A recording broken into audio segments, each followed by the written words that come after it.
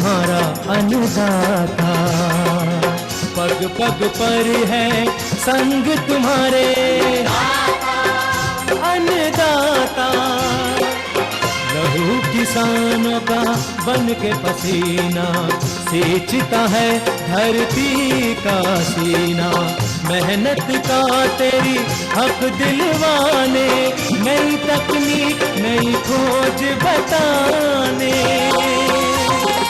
पशुधन को गुणवान बनाना, पौध सुरक्षा को सिखलाना, खेती के सब गुर समझाने, भारत का सरताज बनाने।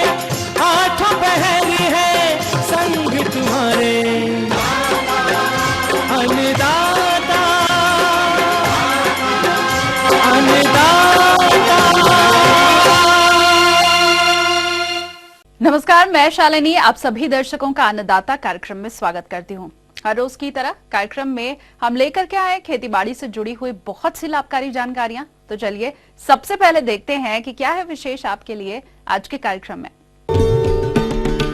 अधिक उत्पादन हेतु झरबेरा की फसल में किए जाने वाले जरूरी कार्य।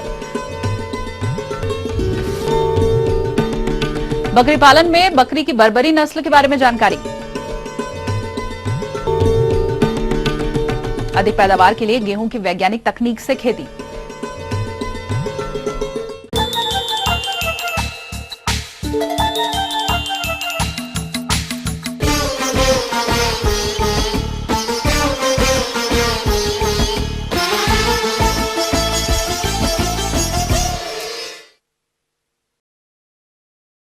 हरियाणा और हिमाचल प्रदेश में रबी मौसम में उगाई जाने वाली फसलों में गेहूं का प्रमुख स्थान है और हमारे जो किसान इसकी बुआई करके अच्छा उत्पादन लेना चाहते हैं तो उन्हें उन्नतशील किस्मों के चयन के साथ साथ बीज बुआई की वैज्ञानिक तकनीकों का भी ध्यान रखना बेहद जरूरी होगा। हिमाचल प्रदेश के किसान बाबू राम नरियल ने भी गेहूं की बीज बुआई की है, तो आइए जानते हैं उनके अनुभवों को।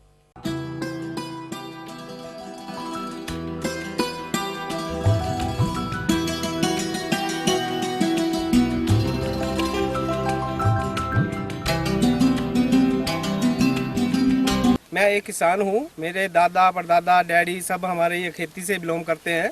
तो इसमें हम तरह तरह के बीज उगाते हैं, जैसे कणक हो गई, मक्की हो गई, फिर सब्जियाँ वगैरह हो गई।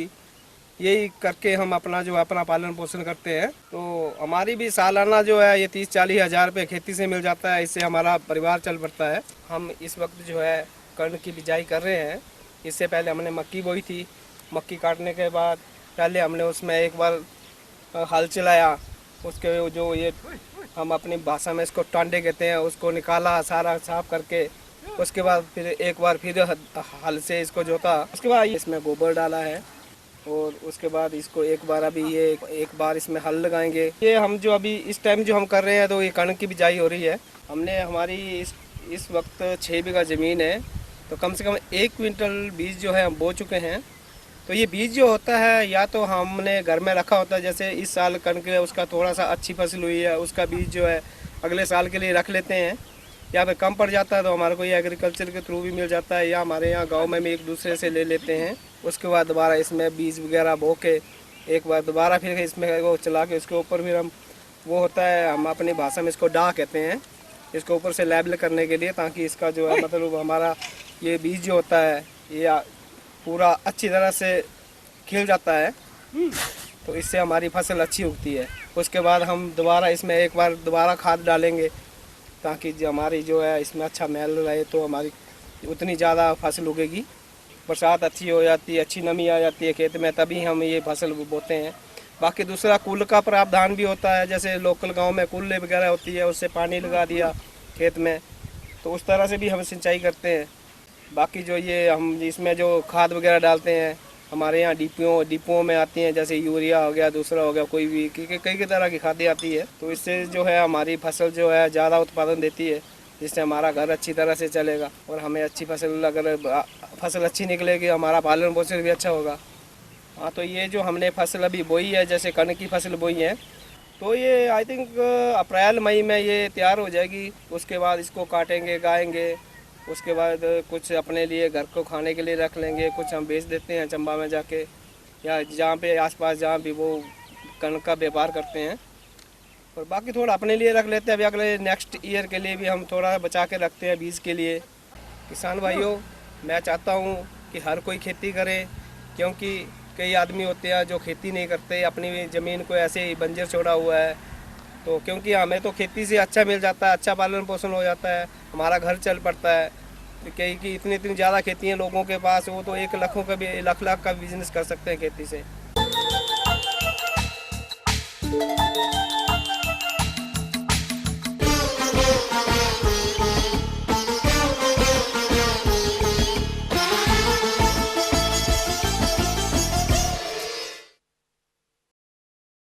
झरबेरा फूल की रोपाई कर देने मात्र से ही आपको अधिक फूलों का उत्पादन नहीं मिल सकता।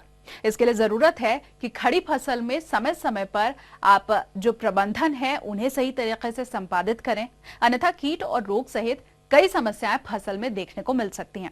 इसीलिए झरबेरा की फसल का किस प्रकार से देखरेख करनी है, इस विषय पर अपने अनुभव बता रहे हैं एक प्रगतिशील किसान केपी सिंह।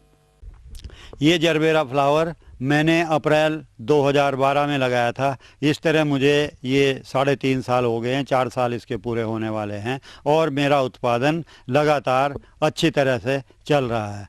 जैसे आजकल सर्दी है, सर्दी के लिए जो ऊपर शेड नेट होती है वो इसमें पूरी तरीके से हटा देते हैं, जिससे जो भी सूरज की गर्मी और डायरेक्ट सूरज की जो किरणें हैं वो हमारे पौधों पर पड़ती रहें। अगर कोहरा शुरू हो जाता है तो हम साइड के पर्दे बंद करते हैं, अन्यथा नहीं। अगर इसमें कोई हो जाए तो वो तुरंत ही हम निकालते हैं, क्योंकि खरपतवार होने से इसकी जो जड़ें होती हैं उनमें फंगस आने के चांसेस आ जाते हैं। अगर आपके पौधों में कभी फंगस दिखाई दे तो एलिएट या बावस्टीन का 1 ग्राम पर लीटर के हिसाब से घोल बनाकर उसकी ड्रिंचिंग कर दी जाए तो फिर इसका ये रोग पूर्ण रूपेण ख़त्म हो जाता है।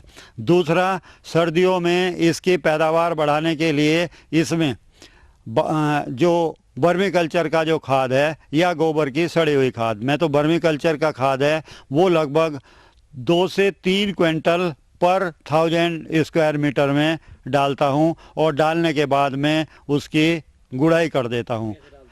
दूसरे, जो आपने इसमें खाद लगाई है उस खाद को एक बार, जैसे 1 हफ्ते बाद आपने एक निराई की, दूसरे हफ्ते फिर और एक निराई कर दें, जिससे कि उस खाद का कंसंट्रेशन कुछ जगह ही ना रह जाए, वो पूरी तरह से आपके बेड में फैल जाए, जिससे आपका उत्पादन पूरी सर्दियों में अच्छा रहेगा। पानी देने का सिस्टम है ड्रिप। इसमें लगभग 1 हफ्ते में एक बार आप 20 मिनट से 30 मिनट लगें।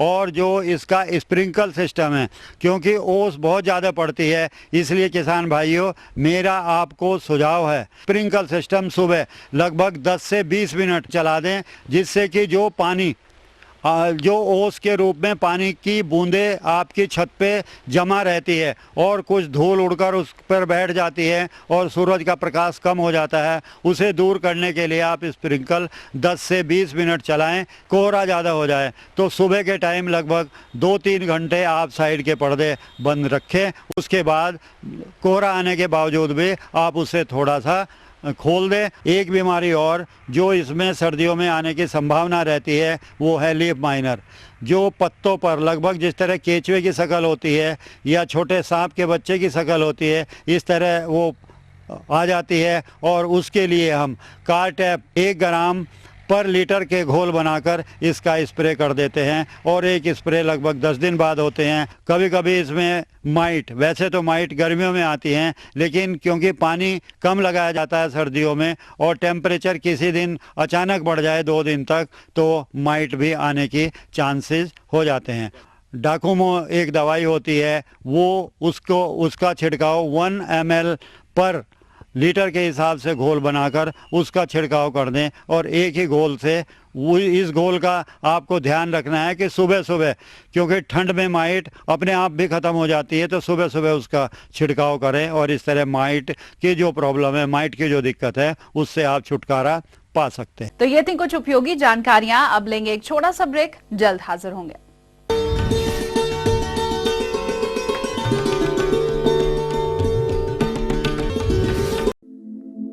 दुनिया के नक्शे पर यह है इंडिया मेरी जान।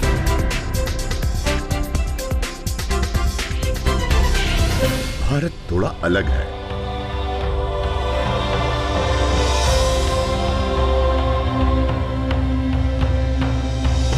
देखा आपने, इतना सा भी छूट जाए तो सच अधूरा रह जाता है। बदलते भारत का पूरा सच। राष्ट्रीय समाचार हर रोज सुबह 8 और दोपहर 2 बजे।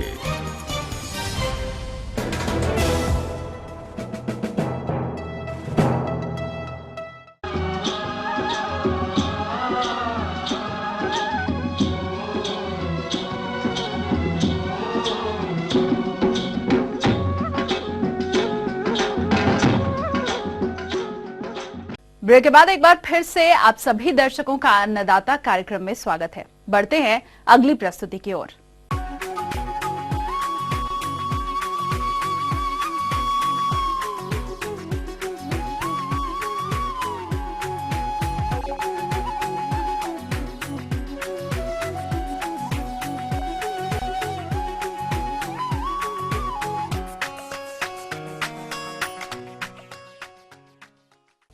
आज के इस बदलते समय और बाजार मांग को देखते हुए हमारे किसानों का रुझान जैविक सब्जियों की खेती की तरफ बढ़ रहा है और हमारे कृषि वैज्ञानिक भी किसानों के बढ़ते रुझान को देखते हुए समय समय पर इसकी जानकारी देते रहते हैं। इस विषय पर संपूर्ण जानकारी के लिए अन्नदाता कार्यक्रम के माध्यम से आइए देखते हैं हमारे संवाददाता नवीन मल्होत्रा की यह खास रिपोर्ट। सब्जियों की जैविक खेती, उत्तम आय एवं स्वास्थ्य।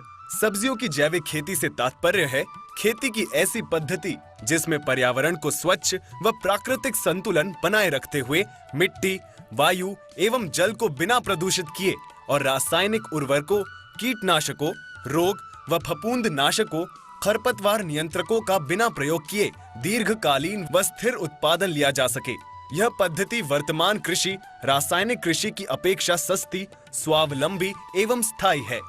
अतः ये बोल सकते हैं कि जैविक खेती कुछ भी नहीं है बल्कि उत्पादन की एक वैकल्पिक प्रणाली है, जिसमें किसी प्रकार से कृषि, बागवानी, पशु व मत्स्य उत्पादन प्रणाली में कोई भी रासायनिक उर्वरक, रोग एवं कीटनाशक या कोई भी नकली या बनावटी उत्पाद, वृद्धि नियामक तथा शक्तिवर्धक उत्पाद आदि संसाधनों के प्रयोग के बिना जीवित मृदा को बिना नुकसान पहुंचाए खेती करते हैं। कुछ सघन कृषि क्षेत्र जैसे गंगा के मैदानी क्षेत्र, पंजाब, हरियाणा, पश्चिमी उत्तर प्रदेश आदि में ऐसी समस्या ज्यादा देखने को मिल रही है। आज भी जैविक पद्धति द्वारा देश में बहुत सी अलग अलग परिस्थितियों जहां सामाजिक उत्थान नहीं हुआ है, पिछड़े, पहाड़ी, घाटी तथा आदिवासी वाले क्षेत्र आदि में अपनाई जा रही है। नेशनल अवार्ड मिला है तो कुछ हम हर एक प्रकार की खेती करते थे, तो हमने फिर कुछ ऐसे ही वैज्ञानिकों से, जैसे अपना कृषि विज्ञान केंद्र है, अपना कृषि विभाग है, जैसे और भी रिसर्च सेंटर है, उनसे वहीं जाते थे तो अपना ट्रेनिंग करते थे, उनसे ज्ञान लेते। तो हमने यही पता लगा भी हमने हमारे समाज में दूसरी सब्जियां खा के, केमिकल की सब्जी खा के आम आदमी भी, बच्चा भी सब बीमार पड़ गया है। हमने उसकी ट्रेनिंग लेके फिर अपने ग्रुप बना के हमने जैविक खेती पे और ध्यान दिया और जैविक खेती 3 साल से 4 साल से कर रहे हैं। तो जैविक खेती हम हर एक प्रकार की कर रहे हैं। उसमें जैविक खेती मटर हो गया, गोभी हो गई, तोरी हो गई। थोड़ा थोड़ा फिर हमने तैयार अपने फार्म पे ले खेत में ग्रुप के हिसाब से तैयार तो कर लिया है। उसका हमने फिर रेट मिलना बहुत मुश्किल हो गया, क्यों आम आदमी को उसको इतना उसका खिलाया नहीं जाए, उसको ऑर्गेनिक के बारे में पता नहीं लगे तो इतना वो ऑर्गेनिक जैविक सब्जी नहीं खरीदेगा। तो हमने जैसे पूंडरी है जो हमारा आसपास है बेचना शुरू किया। तो हमने स्टार्टिंग में तो हमने दाम बहुत कम मिले और फिर आहिस्ता आहिस्ता जिस भाई ने या किसी ने भी वो सब्जी खा लिया 1 बार 2 बार, तो आहिस्ता आहिस्ता जैसे धीरे धीरे हमारी जो जैविक फसल सब्जी थी उसके दाम भी हमने पूरे मिलने लगे और उनको उसका खाने का स्वाद भी पूरा मिलने लग गया। सब्जियां विषाक्त होने से मनुष्य स्वास्थ्य पर बुरा असर पड़ रहा है, जिससे घातक व जानलेवा बीमारियां जैसे कैंसर, हार्ट अटैक, मधुमेह इत्यादि पैदा हो रही हैं। अंतर्राष्ट्रीय बाजार में विषाक्तता के कारण सब्जियां भेजने लायक नहीं हैं, जिससे उत्पादक को अपने उत्पाद का उचित मूल्य नहीं मिल रहा है। जैव विविधता, लाभदायक कीट पतंगे जो प्राकृतिक रूप से हमारी मदद करते थे विलुप्त होते जा रहे हैं और सागर सब्जियों की स्वाद परिवर्तित होती जा रही है।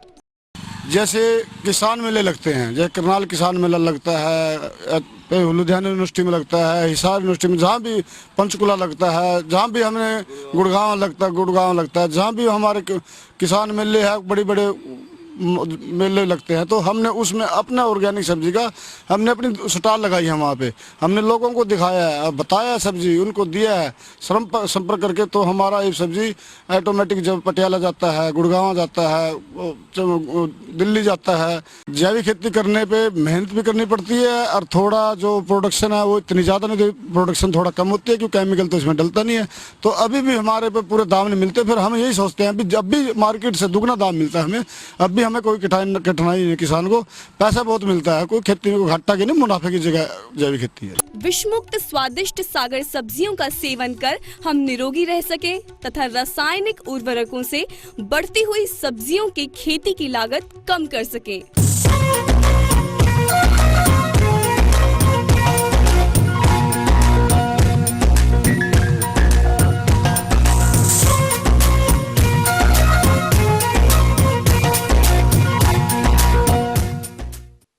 बकरी पालन कम लागत में अधिक लाभ देने वाला व्यवसाय है और प्रदेश में जो किसान इस व्यवसाय को अपनाना चाहते हैं तो उन्हें बकरियों की अच्छी नस्लों की जानकारी होना बेहद जरूरी है। इसीलिए आज हम आपको बकरी की बर्बरी नस्ल के लक्षणों और इसकी उपयोगिता के बारे में जानकारी दिला रहे हैं। केंद्रीय बकरी अनुसंधान संस्थान के एक विषय विशेषज्ञ डॉक्टर SK सिंह आपको इसकी पूरी जानकारी देंगे। जैसा आप देख सकते हैं कि बर्बरी एक मध्यम आकार की द्विकाजी नस्ल है, यानी ये दूध और मांस के लिए विख्यात है। एक बात इसमें बहुत विशेष है इस नस्ल में, इसका जो एडल्ट होने, वयस्क होने की उम्र है वो लगभग 7 से 9 महीने पे है और ये 10 महीने के आसपास गाभिन हो जाती हैं बकरियां सभी की सभी। एक बार में लगभग 50 से ज़्यादा प्रतिशत, कभी कभी 50 से 60% के बीच में 2 बच्चे देते हैं और 45 से 50% केस में 1 बच्चा देती है। और कुछ 35 से 50% बकरियां अच्छी उत्तम प्रबंध की दशा में जो बर्बरी है साल में 2 बार बच्चे दे देती हैं। तो कहने का मतलब है कि 12 से 14 महीने के अंतराल पे बर्बरी नस्ल की बकरियां 2 बार, कुछ 50 से 60% बकरियां 2 बार बच्चे दे देती हैं। तो इस तरीके से अगर आप 100 बकरियां पालते हैं, मादा वयस्क बकरियां पालते हैं, तो आपको एक साल में 200 से लेकर के 230-40 बच्चे बड़े आराम से मिल सकते हैं। और 12 महीने पे हमें जो यहाँ पे सबसे अच्छा भार मिला है इनका मांस के लिए, वो लगभग 24.5 किलो मिला है। तो विश्व के किसी मानदंड के अनुसार जो है अनुवांशिक स्केल पे जो भार वृद्धि है एक अच्छी कही जा सकती है। तो इसका एक और जो अनुवांशिक चयन हमने किया है वो लगता है कि प्रभावी है। ये बकरियां लगभग 115 से लेकर के 130 दिन तक दूध देती हैं और इस दुग्ध काल में लगभग 85 से 100 लीटर तक का दूध दे देती हैं। दूध के लिए बकरियां पालना चाहते हैं तो ये बर्बरी जो है ये एक बहुत ही उत्तम नस्ल है जिसको कि आप पाल सकते हैं। दूध के लिए भी पाल सकते हैं, मीट के लिए भी पाल सकते हैं, अकेले परिवार में के लिए भी पाल सकते हैं दूध के लिए, और चाहें तो जो है व्यावसायिक बकरी पालन के लिए झुंड में भी, जैसे हम लोग पाले हुए हैं, आप देख लीजिए पूरा फार्म पाल सकते हैं। आगे और भी हैं कुछ रोचक जानकारियां, पर यहाँ पर रुकेंगे एक और कमर्शियल ब्रेक के लिए। जल्द हाजिर होंगे।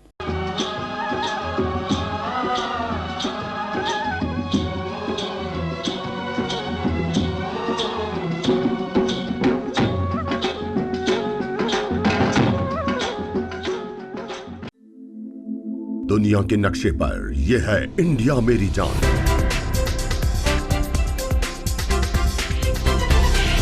भारत थोड़ा अलग है।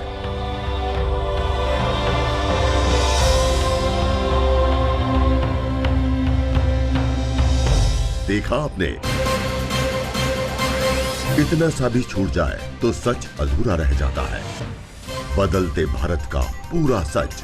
राष्ट्रीय समाचार हर रोज सुबह 8 और दोपहर 2 बजे।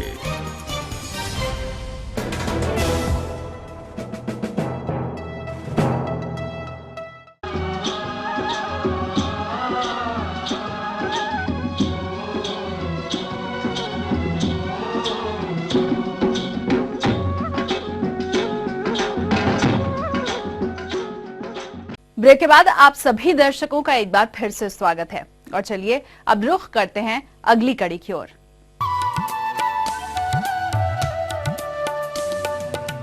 अन्नदाता हेल्पलाइन निशुल्क फोन संपर्क सेवा के माध्यम से आपके द्वारा पूछी गई समस्याओं में से एक या फिर दो महत्वपूर्ण समस्याओं को हम अपने कार्यक्रम में शामिल करते हैं और इसी के तहत आज की चयनित समस्या और उसका जवाब इस प्रकार है।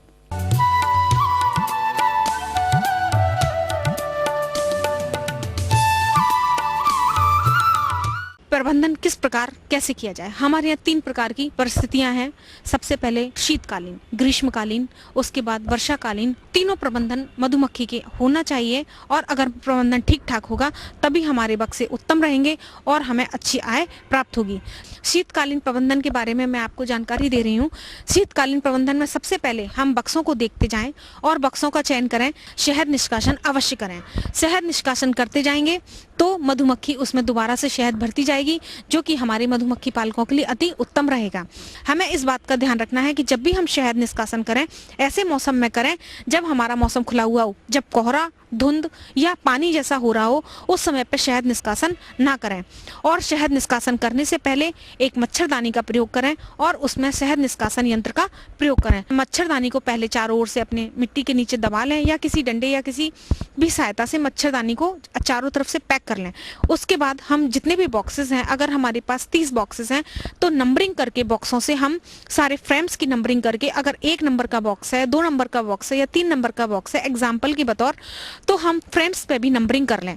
जिन फ्रेम्स को हम जिस बक्से से निकालेंगे शहद निष्कासन के बाद हम उसी बक्से में लगाएंगे। अगर कभी गलती से एक फ्रेम से दूसरे फ्रेम की इधर से उधर अल्टा पल्टी हो गई तो इस समय पर जो मधुमक्खियों में बीमारियां आती हैं वो भी जो हमारे एक्सचेंज हो जाते हैं फ्रेम्स, उसके कारण मधुमक्खियों में बीमारियां फैलती हैं।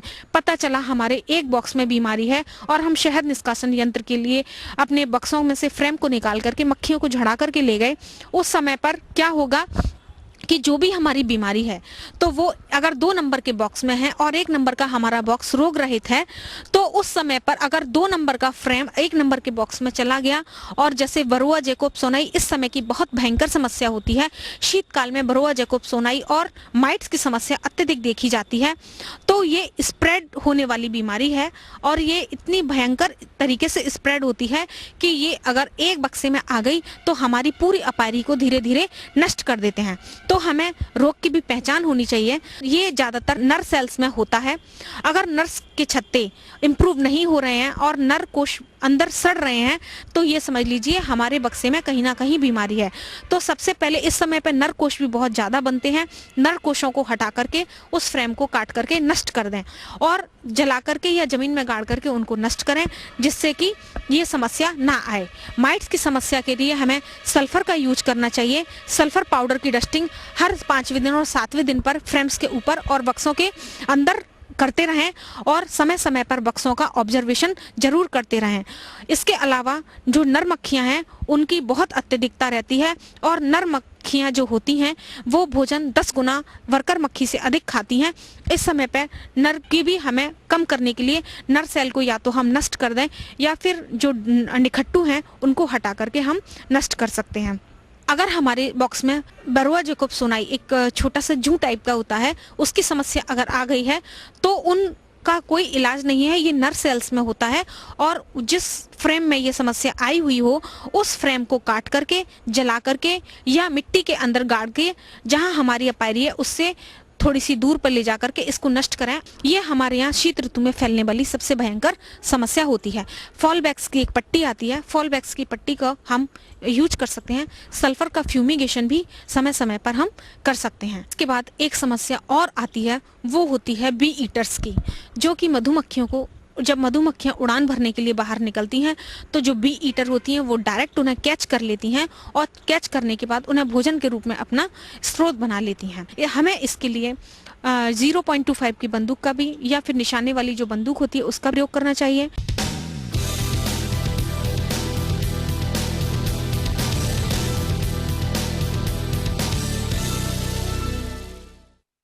राज्य की विभिन्न मंडियों में कृषि उत्पादों के चढ़ते उतरते बाजार भाव की संक्षिप्त जानकारी इस प्रकार है।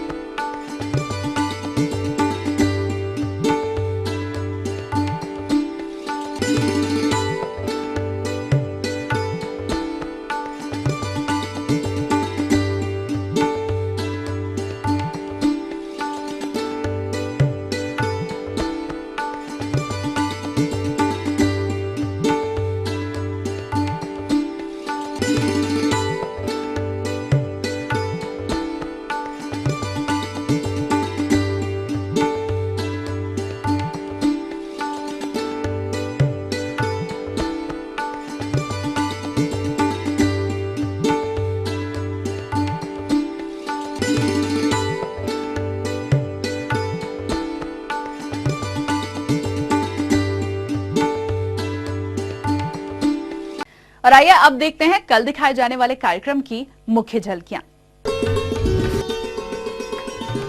बायोगैस बनाने की विधि एवं इसके उपयोग और महत्व,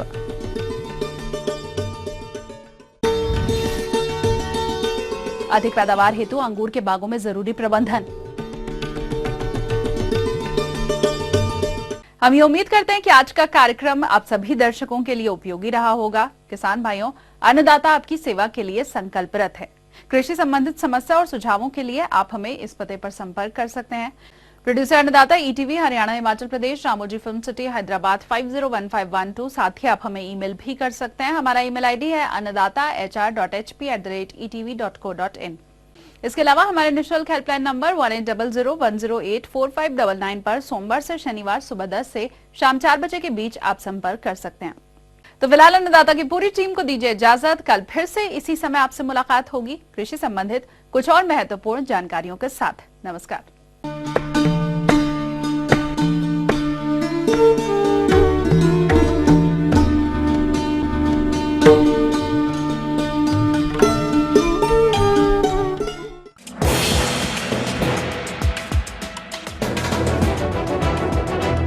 आप देख रहे हैं ईटीवी न्यूज़ हरियाणा, हिमाचल प्रदेश, खबर ही जीवन है।